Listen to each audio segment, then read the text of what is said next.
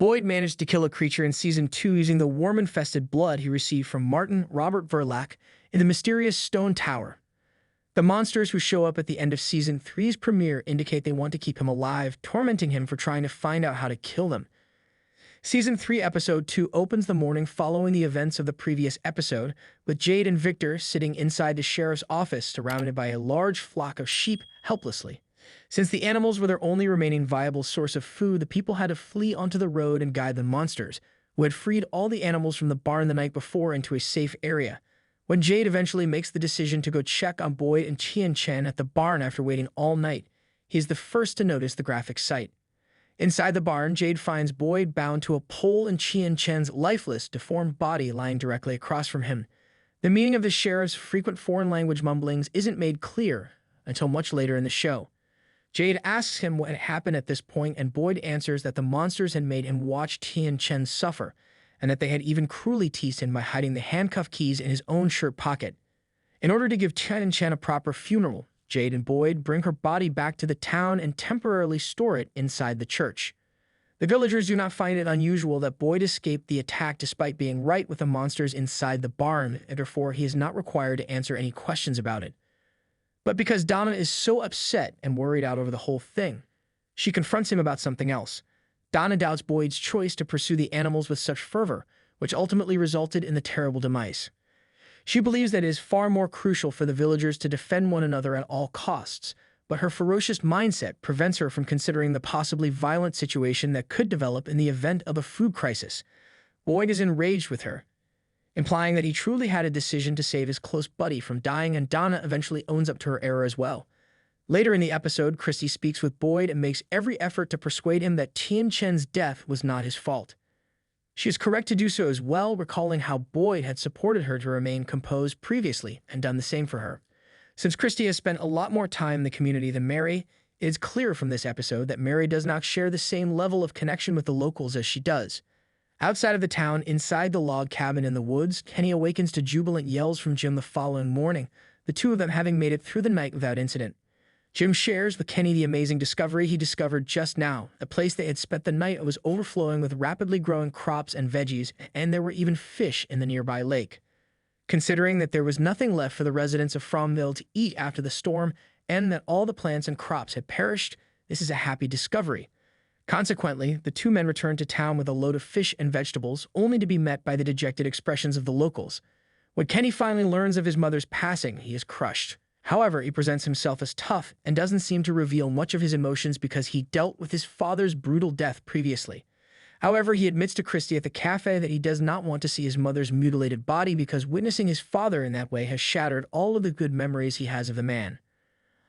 Understandably surprised and inconsolable, Kenny also begins to feel angry when the mystery music player in the diner starts playing a happy tune out of nowhere.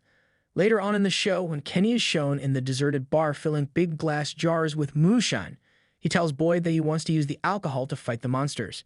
He intends to descend to the tunnels, where Victor and Tabitha had earlier reported seeing whole clusters of the beasts and set them all ablaze. Boyd agrees to the plan and even offers to go with the young man after realizing quickly that trying to stop him would be a foolish move. Boyd only warns Kenny that entering the tunnels blindly would likely end in their deaths and endanger the lives of others when they are getting close to the tunnel's entry. When Kenny finds out of Chen's final remarks, he can't contain his emotions and breaks down in sympathy for Boyd. It turns out that the things Boyd was muttering at the start of the episode were actually what Chen had told him prior to her passing. Essentially, she had urged him to take care of Kenny because he would now be living alone. Eventually, Kenny makes the stupid decision not to confront the monsters, and he and Boyd go back to the town to attend the church for Chen's funeral. Because of her pregnancy, Fatima Hassan has been becoming ill every day, but Ellis, her boyfriend, hasn't stopped being incredibly supportive. Whenever he notices that Fatima is spending too much time in the colony house restroom, he almost always follows up with her, but she tries to brush him off. It is mentioned that she has been incredibly sick for the past few days and has not eaten.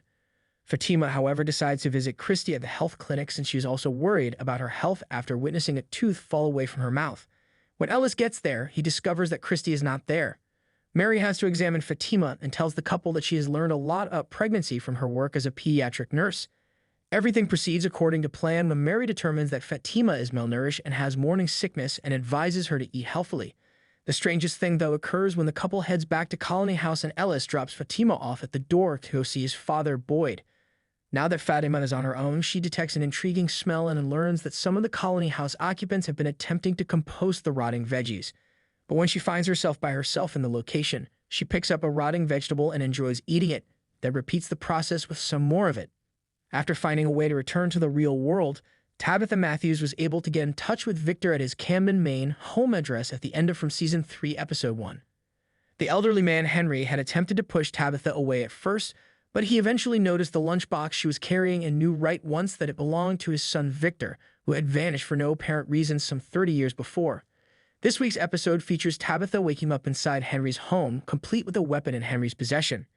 She had passed out on his front porch, Henry says, and he had taken her inside and provided her with some cover. Even after Tabitha shows him internet news articles about her and her family's disappearance, Henry finds it difficult to believe her narrative and is not immediately friendly with her despite her act of goodwill. Julie is obviously not happy about Jim Matthews' sense of duty, even though he returns from his brief journey to the forest in the hopes of recovering his missing wife, his eldest daughter. Julie has her own motivations too, as she cries when she describes the creature's attack on her and Ethan the night before and how she had to take on the role of a parent for her brother earlier. Jim and Tabitha apparently had a difficult time adjusting to the loss of their youngest son, Thomas, before becoming stuck in Fromville.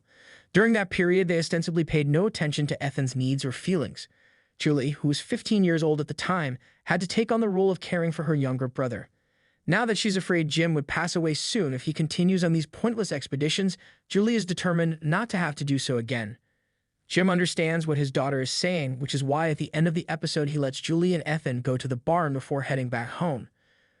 But then the house phone begins to ring inexplicably, which is a very strange thing to do because no one uses the phone in Fromville. The dead can still communicate with the living, as shown in the conclusion of Season 3, Episode 2, when Jim answers the phone and hears from his deceased son Thomas. Alternatively, and this seems like a more plausible possibility, this could be just another ruse the monsters are using to torture humans. It will be fascinating to see how this situation develops in the next episodes.